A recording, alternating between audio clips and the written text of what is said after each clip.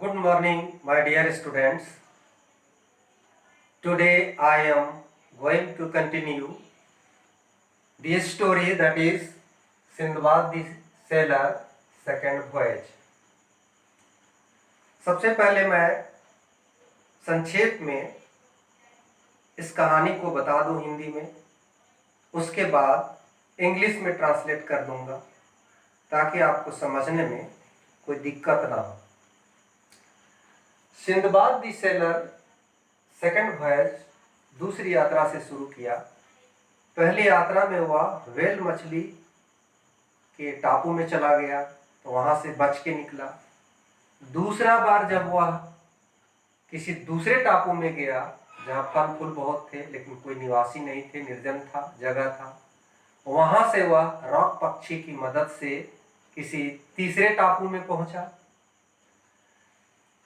जब तीसरे टापू में वह पहुंच गया और वहां रॉक पक्षी के पैर से पगड़ी खोला और पक्षी एक सांप पर झपटा मारा और वह लेके सांप उड़ गया और सिंदबाद उसी घाटी में रह गया।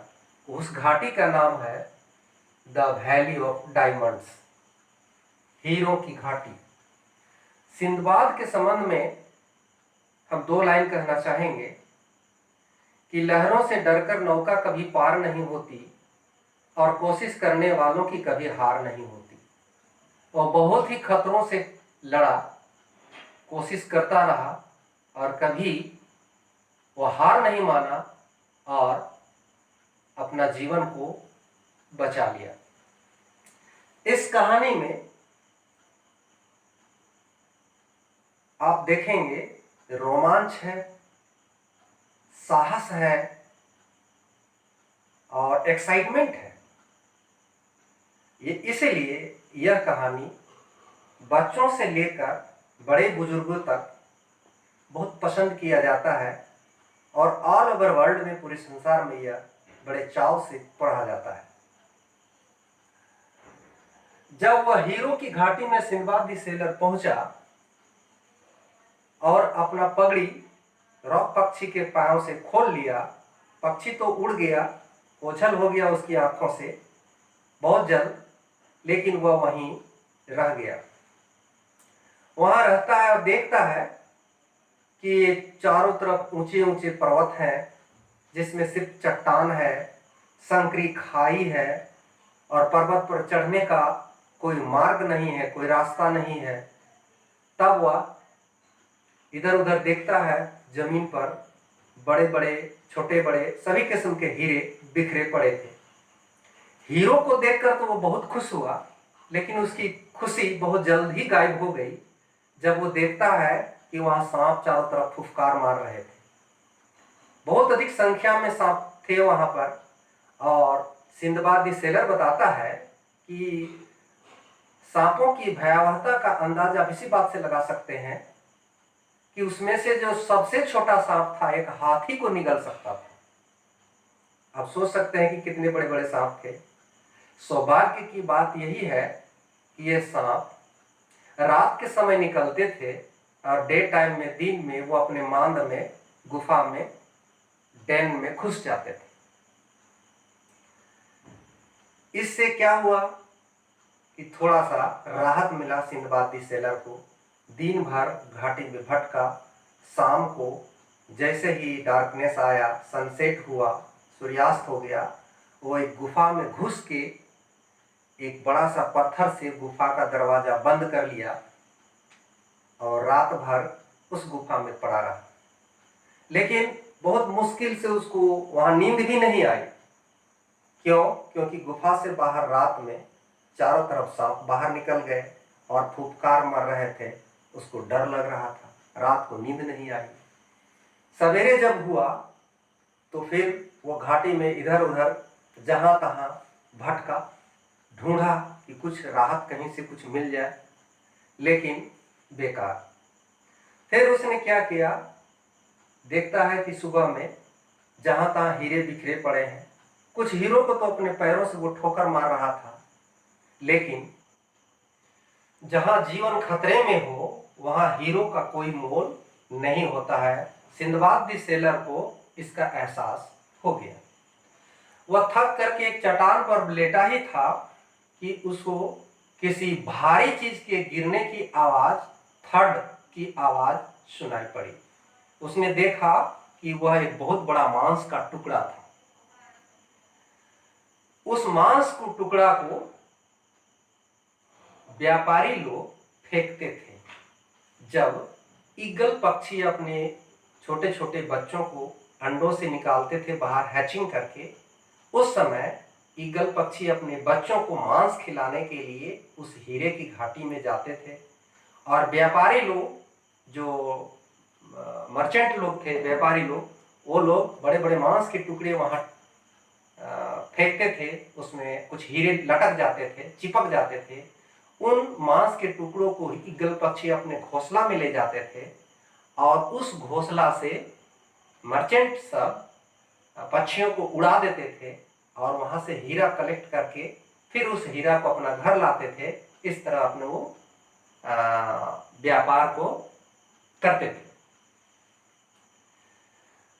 जब उसको ये बात का अंदाजा लग गया सिंदबाद द सेलर को, तो उसके दिमाग में एक तरकीब आ गई। क्या तरकीब? जैसे पिछली बार वो रॉक पक्षी के पैर में बांध के अपने को वहां से निकाला, ठीक उसी तरह से अब अपने पीठ में एक बहुत बड़ा मांस का टुकड़ा बांध लिया पगड़ी से और अपने लेदर चमड़े का जो थैला था उसमें बहुत सारे छोटे छोटे हीरो को भर लिया। इसके बाद सिंदबाद द सेलर अपने पीठ पर अपने पगड़ी से एक बहुत बड़ा मांस का टुकड़ा बांध लिया और फेस को जमीन की तरफ करके, पीठ को ऊपर की तरफ करके वो लेट गया चट्टान पर। एक बहुत बड़ा ईगल आया, गरुड़ पक्षी, और झपटा मारा और मांस के टुकड़ा के साथ सिंदबाद द सेलर को उठाकर अपना घोंसला की ओर चल दिया। जैसे ही वो घोंसला में ले गया तो उससे पहले ही वहां जितने मर्चेंट्स थे जो हीरो का कारोबार करते थे, वो लोग देख देख के थे।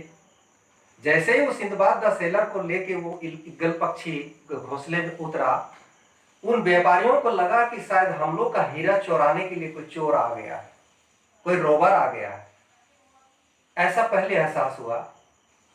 तब उसने बताया कि नहीं, ऐसी बात नहीं है, देखिए मेरे बैग में बहुत सारे हीरे हैं, और अपनी सारी कहानी उन लोग को बताया। तब उन लोग को विश्वास हो गया। फिर वह कुछ दिन के लिए उन्हीं लोग के साथ वहां ठहरा। वे सारे व्यापारी उसको अपने कैंप में ले गए, वहीं ठहरा कुछ दिन। उसके बाद फिर जब वो अपने घर की ओर चले तब उन लोग के साथ में फिर वो सीट में बैठकर अपना घर चल दिया। Now I am going to teach you in English this subtitle, The Valley of Diamonds. When Sindbad the sailor came by the help of the rock bird into the valley of diamonds, where he saw high mountains in the valley of diamonds. The valley was very narrow. There were huge rocks and there were so many diamonds scattered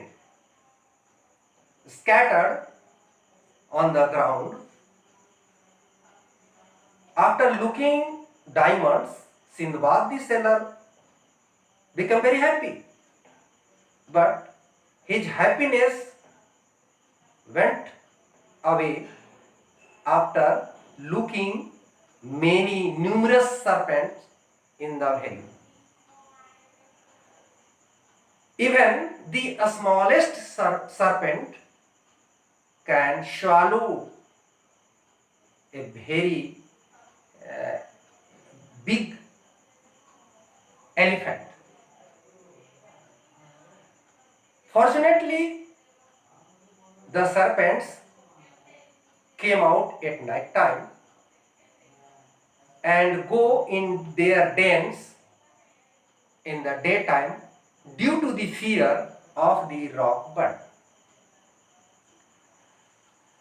All day long, Sindbad the sailor wandered in that valley, hither and thither, to and fro. At night, Sindbad the sailor went in a cave to sleep. But when he came into the cave and blocked the entrance of the cave, but he could not sleep at night due to the hissing of the serpents, due to the fear of the serpents. When he woke up in the morning, then he saw that serpents had gone, and he has been looking so many diamonds. Some were small size and some were big, and he was kicking the diamonds. If the life is in danger, then the value of the diamonds is worthless. After wandering in that valley, he became very tired, and he thought to escape that island. So he collected some diamonds and put it in his leather bag, and a big piece of meat thrown by the merchants in that valley took up and tied with the help of his turban and lay down on the rock, putting his body so that the back of Sindbad may remain upside and face downside. A very big eagle came there and took the big piece of the meat with Sindbad the sailor, and Sindbad the sailor went with the help of the eagle in his nest, where the young ones of the eagles were waiting for their food.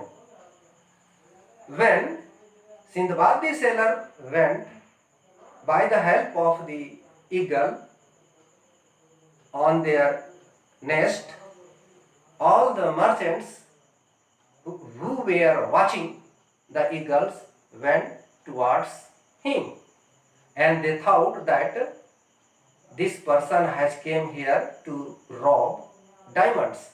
But when Sindbad the sailor saw taking some diamonds from his leather bag, they believed that this person is not a robber, and the Sindbad told all these stories full of adventure, and they thought that this is a correct person, not a robber.